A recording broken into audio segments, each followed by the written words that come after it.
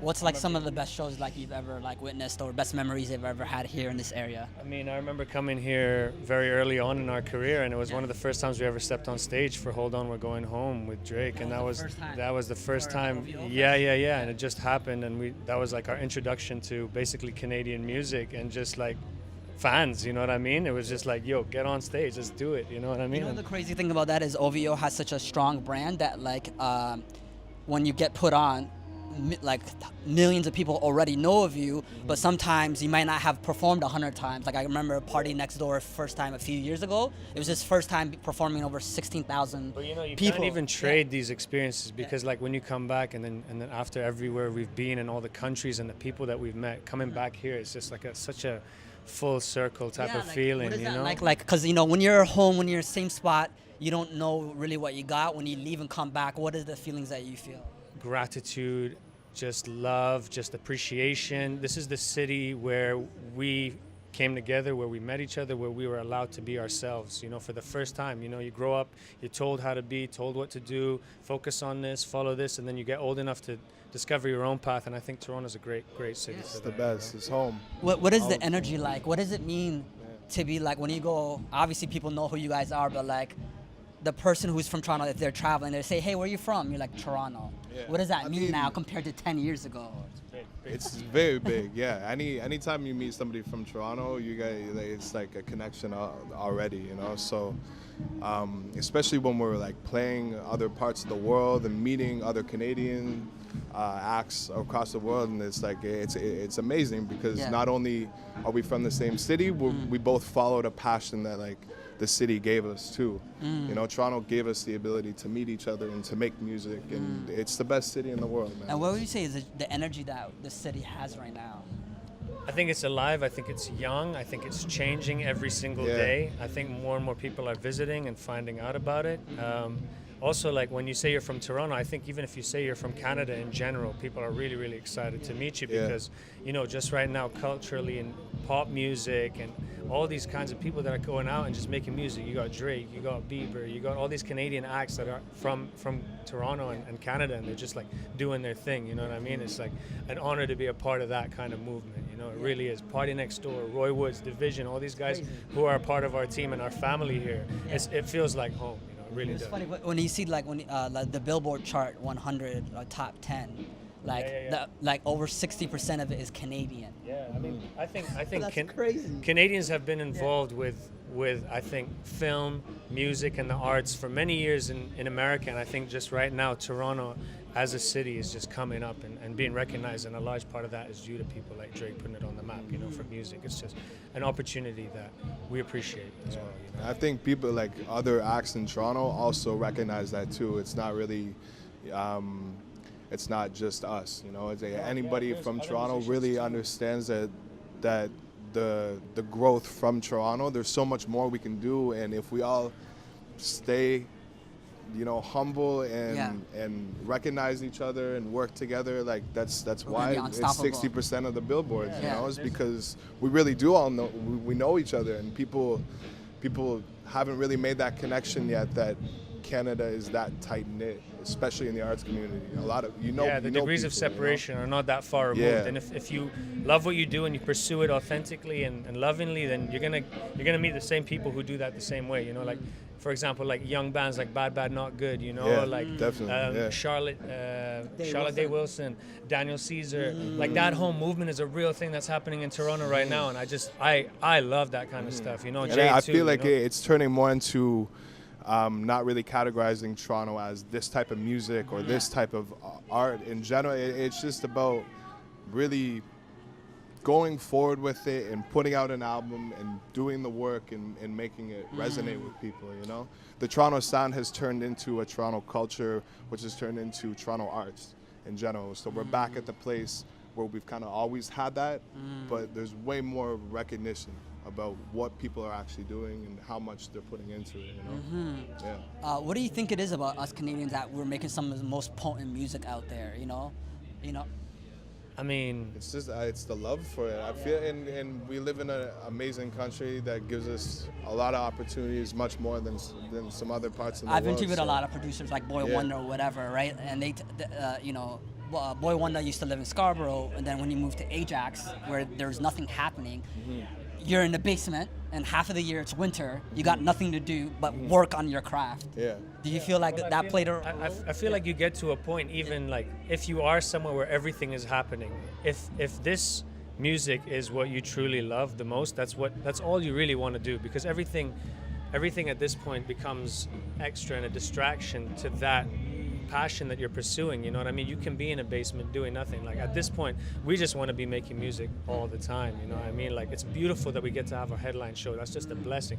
But all of that came about because we want to make the music that we do make. You know what I mean? And even the producer in the basement still feels attached to Toronto. They have the drive to be a part of something. Definitely. Where, you know, people sometimes do some things for just the statement of I did it. You know, it's like it could be the kid 30 kilometers away in a basement just making music, but he still connects himself, and that connection is so important, and everybody feels that. All the artists we've talked to feel the same way, you know?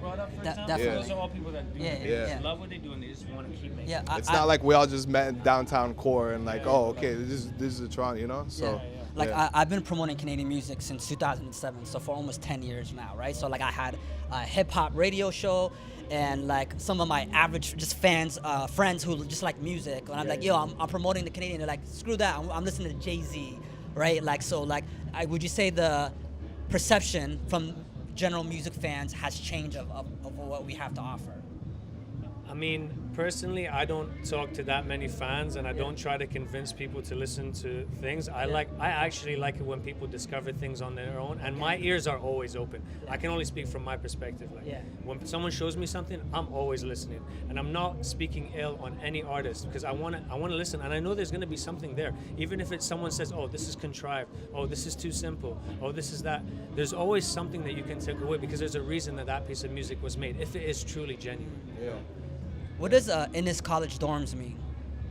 In his college dorms is where I spent 1 year with Maj. I lived in a dorm room there. Yeah. 301.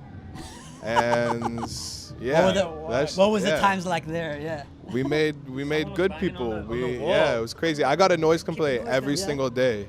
Every day? And like I felt bad. I felt bad, but at the same time I was like, yo, like we're first off, we're all students and we're all trying to do our own thing. Yeah. And it sounds pretty good. So why don't you just enjoy it? You know, I don't know. It's It was Innis, Innis is where it what started. about Beaconsfield?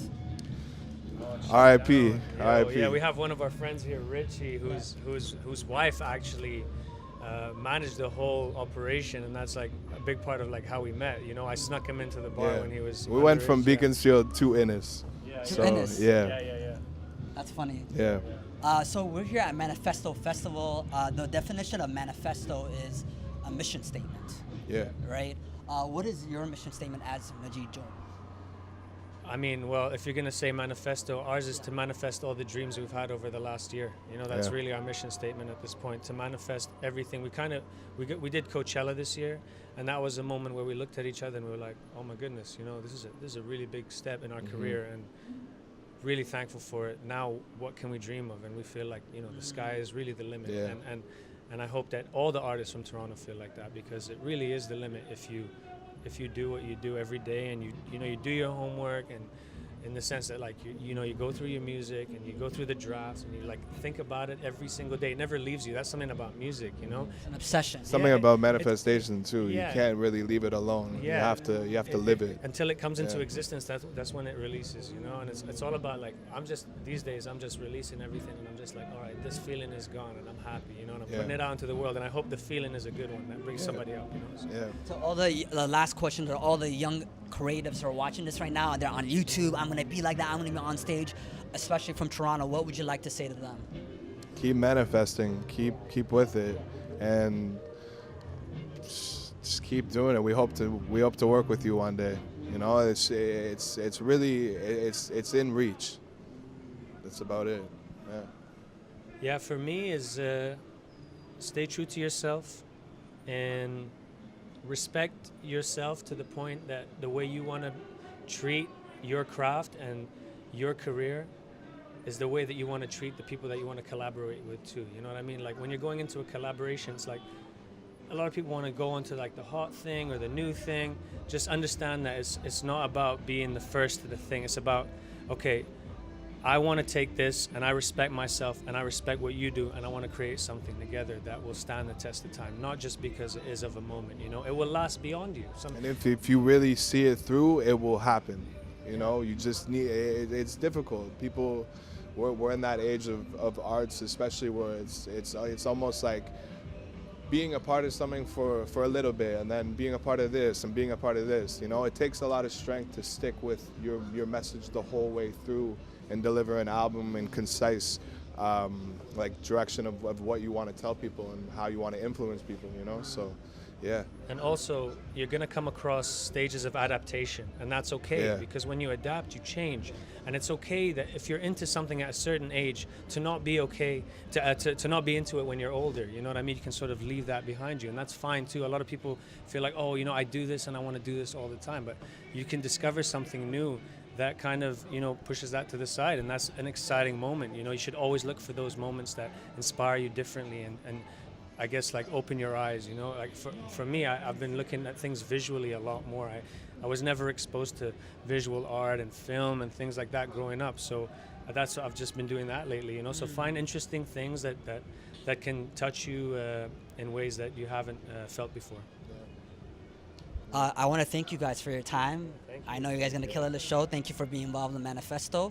Appreciate it, man. Majid, and you Shadow, for shouting out Toronto music from 2007. That's actually before I even got here. So, you know, I came to Toronto in 2008, and I got here, and for the first time in my life, I was like, wow, I really think I'm going to become a better person, just because of the people I had met and the people that were around me and encouraged me to do what I'm doing today. Especially leaving home. Like Jay too, you know, he's my family here. I don't have any family here.